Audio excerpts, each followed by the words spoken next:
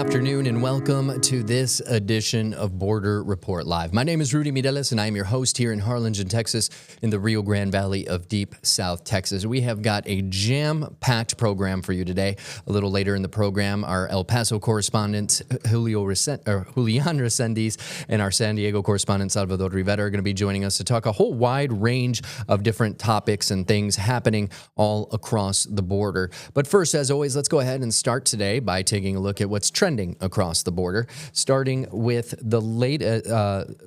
shots were reportedly fired at a U.S. Border Patrol agents during immigration enforcement operations in a in a Chicago neighborhood Saturday afternoon. Hundreds of residents took to the streets to protest the last crackdown of Operation Midway Blitz. Angelica Sanchez shows us how it all unfolded. On Saturday, protesters and neighbors confronted federal agents and Chicago police officers in Little Village. Tensions hit a boiling point near 23rd and Sawyer. But that wasn't the only location.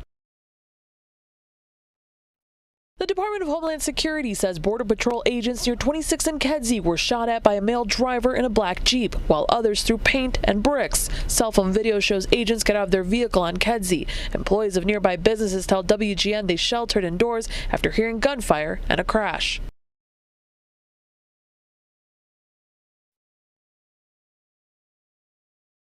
DHS says the confrontation highlights escalating aggression towards law enforcement. Chicago police were called for assistance. We're told an officer conducting traffic control near 26 and Troy was struck by a vehicle and suffered minor injuries. But those who live here accuse federal agents of being aggressive towards them. These are people terrorizing my community, and my tax dollars are paying for it. Alderman Byron Sigcho Lopez says he asked agents for warrants and identification after hearing they attempted to detain a man in a vehicle with a child inside. When we arrived here, there was an 11-year-old little girl trying to be dragged by these masked individuals, and the neighbors are trying to surround to make sure that they didn't take her. They didn't take her. He says witnesses told him agents broke the window of the car. Look at what they've done to our community since 10 a.m. It's not even anger. It's sadness. This is outrageous. Once federal agents cleared 23rd and Sawyer, protesters turned their attention to remaining CPD officers conducting crowd control. Our cameras captured more than one protester taken into custody. It's been 2 months since the Trump administration launched Operation Midway Blitz. Those who live here say they've had enough. I'm asking them to de-escalate. Yeah, they should. I live here. My daughter goes to school here. We're trying to go shopping. I went to Walgreens. It's ridiculous. It's enough already. This needs to stop. Now, Homeland Security says Border Patrol arrested 8 U.S. citizens and 1 undocumented migrant during those operations. They also said that no Border Patrol agents were injured. Moving on Sunday, dozens of women gathered outside the Broadview ICE facility in Chicago dressed as characters from the show The Handmaid's Tale. The silent protest was organized by the Illinois Democratic Women of Cook County.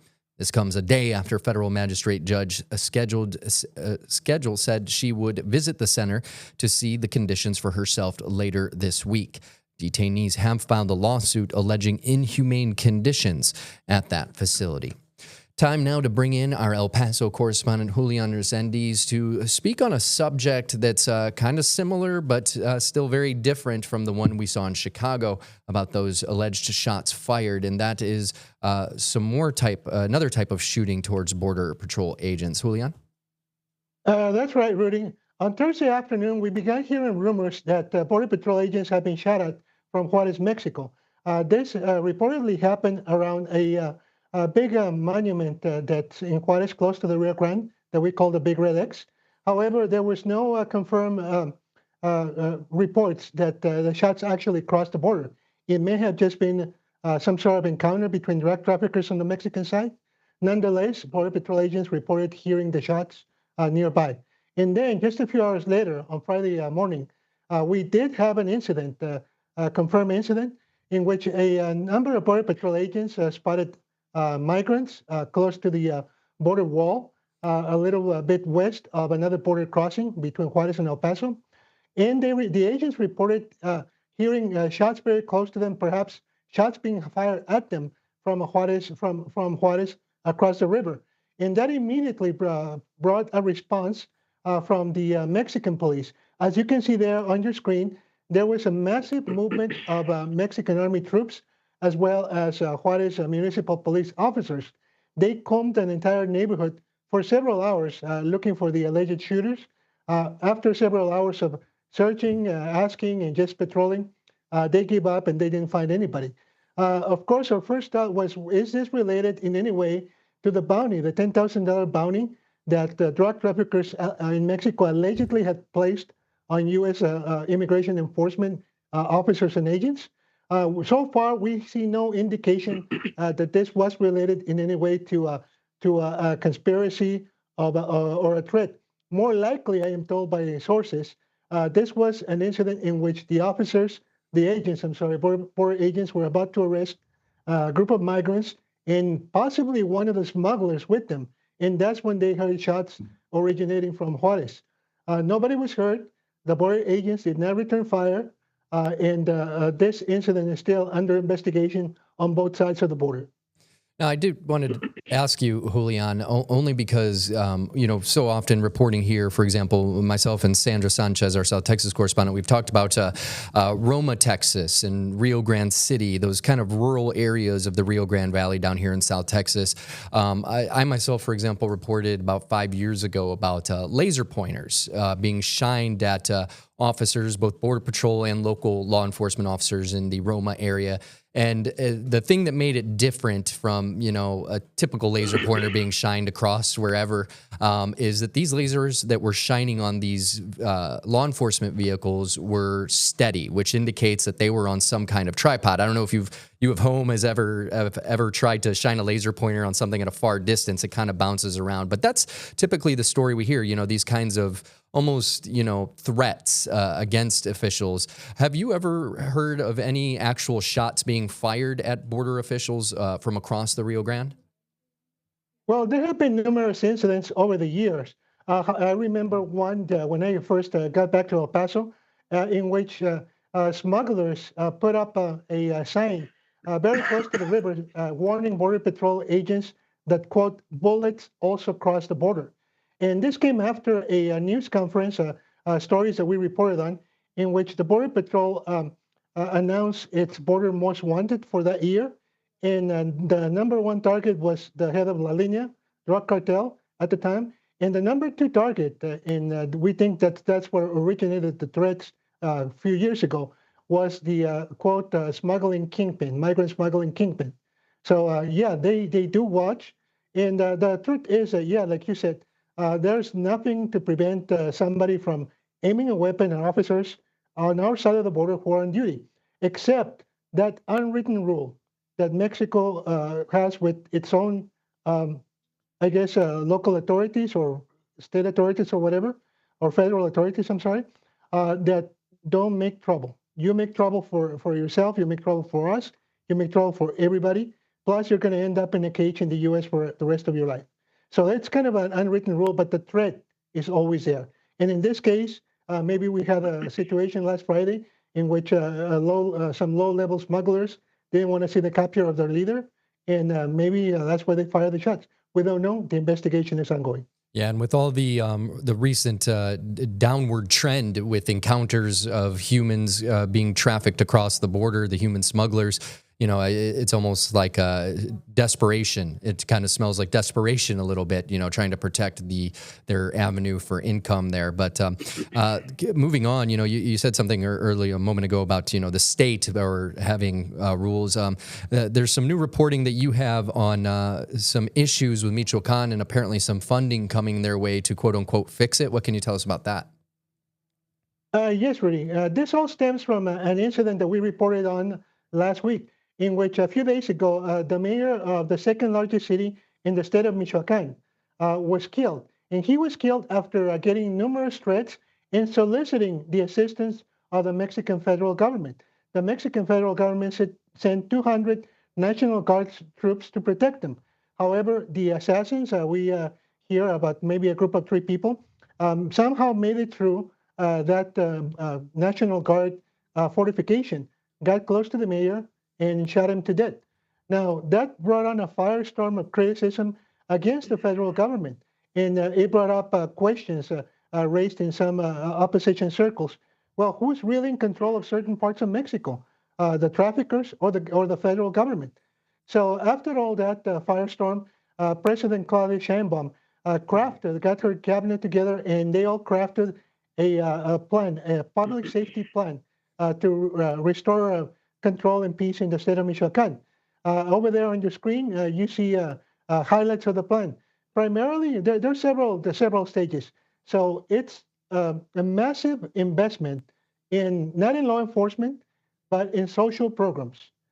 President Sheinbaum does not believe in going to war with the drug traffickers. She has said that literally several times on national television. So she believes in preventing crime by assisting the community, by getting people out of poverty, and maybe they'll avoid getting recruited by drug traffickers. What you see in the map is a planned deployment of 10,000 Mexican National Guard troops in the state of Michoacan. Now, I got to tell you, it sounds like a lot. It also mentions a plan to safeguard the warehouses, the factories, and some of the venues where avocados and lemon are grown, processed, and shipped to other places, including the United States. Why? Because the cartels over there in Michoacan are heavy on extortioning farmers who grow those cash crops. So part of this national security plan for Michoacan includes protecting those industries. I got to tell you, really, that the plan is facing criticism because there are already 5,000 Mexican National Guard troops in Michoacan, in the violence in well-identified places is still going on. So bringing in another 5,000, some people are questioning, what is this going to do? Now, in fairness to the Mexican government, they say that they have a very specific plan for the deployment. They plan, quote, to seal the state of Michoacan so that criminals cannot get in or out. What does that mean? That means getting more soldiers into checkpoints, perhaps establishing more highway checkpoints. But I got to tell you that these checkpoints have operated for decades, and still the drug trafficking has gone on. So it's obvious that the plan is very comprehensive, lots of spending on social programs, but there's still a lot of criticism from inside Mexico, from the opposition. Where is the real law enforcement response? The role of the National Guard is not going to be to go knock down doors and drag out people. They're going to be pretty much stationary. In some cases, there will be some intelligence work, but they're very clear that they'll pass on that intelligence to civil authorities like the federal police. So there's still a lot of criticism, a big vacuum as far as are we really doing something about the drug cartels in Michoacan and other states in Mexico. You know, speaking of the federal government in Mexico, while they're working on that, they also have another big event that they have to make sure that the country is ready to safely host, and that is the upcoming World Cup. What can you tell us about the preparations underway for that massive tri-national event? Absolutely, Rudy. Today, the President of Mexico went on her daily news conference, and she spoke about security efforts, massive security efforts that will be in place next year for the start of the World Cup, which next year is taking place in Mexico, the United States, and Canada simultaneously. The opening game is going to be in Mexico City. And obviously, that's the main target of the security efforts. What I'm told, what I hear, is that there's going to be 3,000 security cameras with face recognition and artificial intelligence software that will be screening every single international traveler at both Mexico City airports. And the point of that is to make sure that nobody who's on any international criminal list is able to come into Mexico and then either disrupting the World Cup games or making his way north to the U.S. and Canada and doing disruption over there. So it's a very comprehensive effort. Also, there's a lot of investment in the stadiums and in the infrastructure of how you get to those stadiums, including security at subways, trains, buses. So they're doing a lot of careful planning for this event, which they expect is going to bring 5.5 million international visitors to Mexico during the months of June and July of next year. That's a lot of people. Obviously, not all of them are going to get into the stadiums, but just like in the Super Bowl, a lot of people go to the city where the Super Bowl is being played to enjoy the environment, to be part of the events, the parties, and then just watch the big game in an establishment somewhere. Yeah, it should be an interesting test, too, of how well they can combine all those efforts with all the little efforts. Well, I shouldn't say little, but the efforts they have ongoing to fight the cartel within their country. So, yeah, it should be an interesting World Cup. We'll see how it progresses, and we'll definitely, come back to how that Michoacan Plan is going in the future. It should be. It's one thing you did mention was that it's the focus for President Sheinbaum is on those social programs, which her predecessor, President Obrador, also was a big proponent of, rather than actually fighting the cartel head on. So it should be a very interesting scene to see develop as she kind of continues what her predecessor had been doing. Right, that's right, Rudy. It's a total of a $3 billion plan, which is a lot of money for Mexico, but 2/3 of that are going to social programs. So that's the emphasis. That's how she's fighting the cartels, trying to take away their consumers, their recruits. All right. Well, thank you so much, Julian. We appreciate you being here. Julian Resendiz, our El Paso correspondent, filling us in on several different reports today. Stay with us, because when we come back, our San Diego correspondent, Salvador Rivera, is going to join us to fill us in on some reports that he has filed here at BorderReport.com. So stay with us. Border Report Live will be back in 1 minute.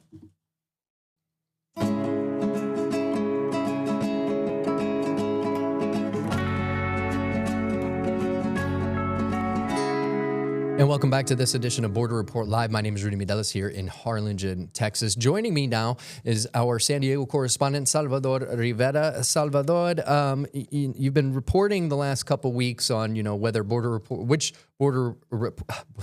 Patrol, getting Border Report and Border Patrol confused there. Border Patrol employees have and have not been getting paid, and some of the things that they're dealing with. But now you've got some new reporting on recruiting effort, a new recruiting plan by Border Patrol to hire more agents despite the number of encounters at the southern border coming down. Can you fill us in on what you know? Well, Border Patrol believes it needs more personnel to keep going on this mission of trying to stop illegal immigration from along the southern border. Especially keep in mind that it's for Border Patrol, it's hard to retain their agents. And especially during the first Trump administration, for example, Border Patrol lost almost 1,100 Border Patrol agents. A lot of them simply move on, they retire. Keep in mind, this is a very stressful, difficult job. You might be patrolling the border out in the middle of nowhere, often in either very hot or very cold conditions. A lot of the times you are by yourself, roaming terrain that is unstable, difficult. As you guys were discussing earlier, you and Julian, the agents are getting shot at. Their lives are in danger. A lot of times they're by themselves, so help is hard and difficult to get when there is a time of need. But Border Patrol has put out a call for retired agents who retired anywhere from the year 2000 through the year 2024. They're saying, you can come back. We want you back. We want your expertise, your knowledge of the border, and we're willing to let you keep your pensions. And on top of that, you're going to draw more money, your full pay, benefits. So it's a huge incentive for agents who are retired. Perhaps they're bored or looking for something to do. So this is as a way to try and increase the ranks of Border Patrol agents. Right now, there are anywhere from 19,000 to 20,000 agents working for Border Patrol. But one question is, considering the border is so quiet, if you look at September numbers, there were about 11,650 apprehensions along the southern border. So you're thinking, do we really need agents? Because right now, agents don't seem to be very busy. Obviously, not all of them work on the front lines. Not all of them are working along the border, stopping or apprehending migrants. A lot of them are in administration and public information, other areas, intelligence. So not all of them are working the immediate border with Mexico, but it sure appears, considering the numbers, and some people would say the success, perhaps there is no need to hire more agents to work in Border Patrol, considering they have been fairly slow since the year started. Obviously, years prior to that, they were extremely busy. A lot of them putting in oftentimes 20 hours of overtime per week. So they are, again, it's a very stressful job, dangerous job, and people can burn out, they get stressed out and decide to move on. But Border Patrol has put out a recruiting call, hoping to add an additional 3,000 agents to its rank. And but again, then it has to be the recruiting part, then the training, and then the retention, which seems to be the harder part. Then average jobs pay anywhere from $71,000 to $88,000. But it's harder money because, as we mentioned, Rudy, being a Border Patrol agent is extremely difficult, physically demanding, dangerous, and very stressful. Now, I wanted to ask you, Salvador, because, for example, I had spent 10 years in the United States Air Force, and which, for those that don't know, it only takes 20 years of service to get that retirement paycheck. As a matter of fact, next month would have been my 20-year mark, and I've joked that, man, another 10 years, if I would have stayed in, I'd have been done next month. But, that would have put me at retirement at the age of 39. What kind of age, range do these Border Patrol agents typically retire? Is it similar to the military where it's 20, maybe 25 years? Or is it, like other government jobs where you have to hit 65 before you can kind of start thinking about that?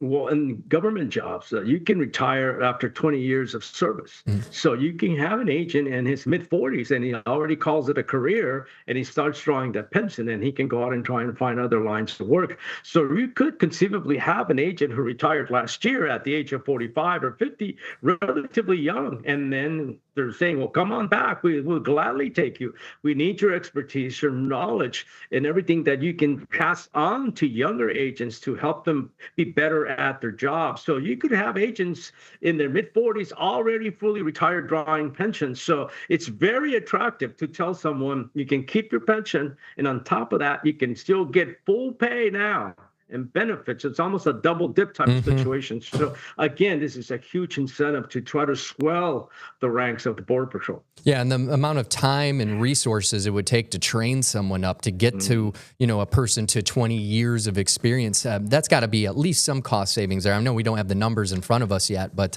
it's definitely an interesting thought as far as how they're going to boost those numbers that they want to get up. But again, on the flip side of that, and I'll pull those numbers back up, we still had them kind of have these on standby ready to go. That this is the number of apprehensions total, 79, just shy of 8,000 apprehensions total for the entire month of October. We were seeing 8,000 in a day across the entire southern border this time last year, and the year before much higher. So definitely interesting that they want to increase the number of agents as these numbers continue to dwindle, only not even a year into the current administration. So it'll be interesting to see how many agents actually take Uncle Sam up on this offer.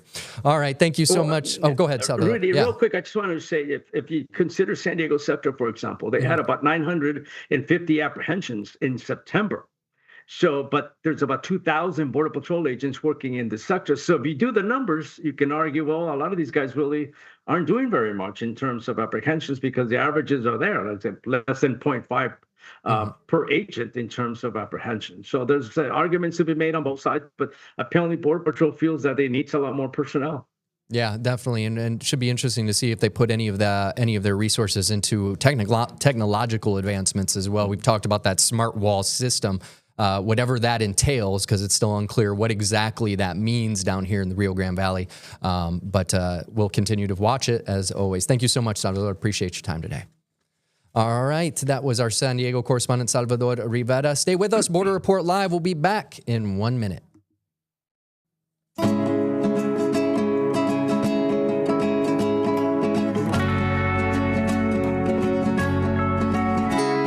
Welcome back to Border Report Live. My name is Rudy Mideles. Have one more story to share with you before we leave you for this edition. Prisons officials in Ecuador say deadly rioting that broke out at a prison where inmates were set to be transferred to a new maximum security facility has left at least 31 inmates dead and 30 others injured. Authorities gave few details of the violence Sunday at the prison in Machala in southwest Ecuador, but the country's prison oversight agency said that 27 inmates died of asphyxiation and 4 others of unspecified causes.